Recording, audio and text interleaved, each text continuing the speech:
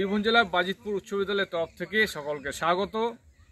আমাদের বাজিতপুর উচ্চ বিদ্যালয় প্রতি বছরই শীতকালীন এবং গ্রীষ্মকালীন কিছু কৃষিজ ফসল শাকসবজি আমরা চাষ করি এবং পুরোটাই ভেষজ উপায়ে এবং একটা মিক্স ফার্মিং হিসাবে আমরা এটা কাজে লাগাই। সমস্ত ধরনের এখানে ফসল হয়। শীতকালে এবছর যেমন আমরা চাষবাস শুরু করেছি, ফুলকপি থেকে আরম্ভ করে বাঁধাকপি, লঙ্কা, বেগুন, টমেটো, এদিকে রয়েছে পালং শাক, ধনেপাতা, এদিকে মূলো, গাজর, পেঁয়াজ ইত্যাদি বিভিন্ন ধরনের চাষ আমাদের এখানে রয়েছে। এগুলো প্রধানত আপনারা দেখতে পাচ্ছেন যে বিভিন্ন ধরনের এখানে যেমন পালং শাকটা রয়েছে, এছাড়াও আরও কয়েক ধরনের আমরা শাক এখানে লাগাই।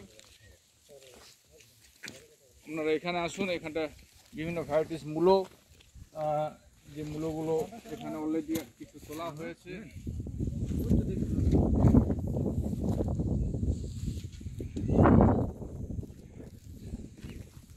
এই মূলোগুলো আমরা তুলেছি, এখানে সাদা এবং লাল দু ধরনের মূলো চাষ হয়েছে। কিন্তু আমাদের যেটা বলার বক্তব্য যে আমাদের সমস্ত চাষটাই হয় ভেষজ উপায়ে, অর্থাৎ কোনো ধরনের রাসায়নিক সার বা কীটনাশক ওষুধ প্রয়োগ করা হয় না। এখানে আমরা একটা নতুন পদ্ধতি প্রয়োগ করার চেষ্টা করি।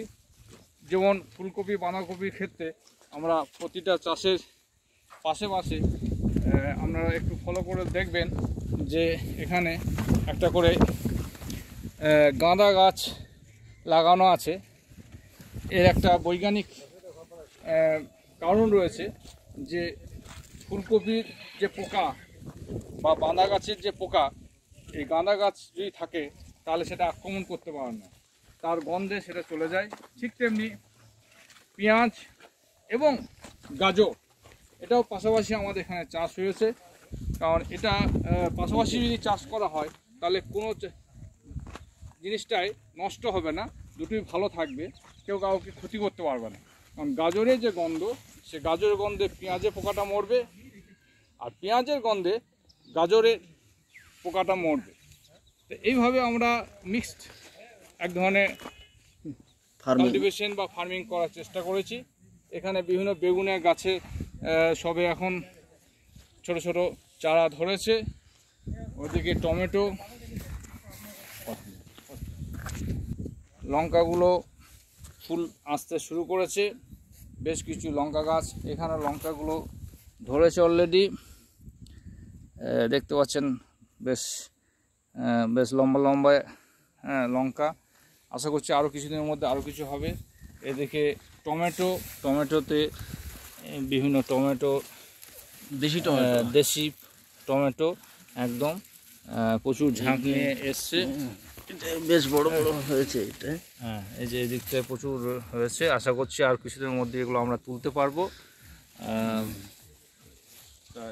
এর সাথে আরও বেশ কিছু চাষ রয়েছে।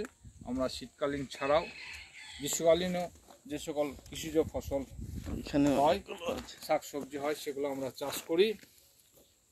তবে এবছর একটা দুঃখের বিষয় যে এবছর যেহেতু ক্লাস বন্ধ রয়েছে, স্কুল বন্ধ রয়েছে, ছাত্রছাত্রীরা অংশগ্রহণ করতে পারছে না।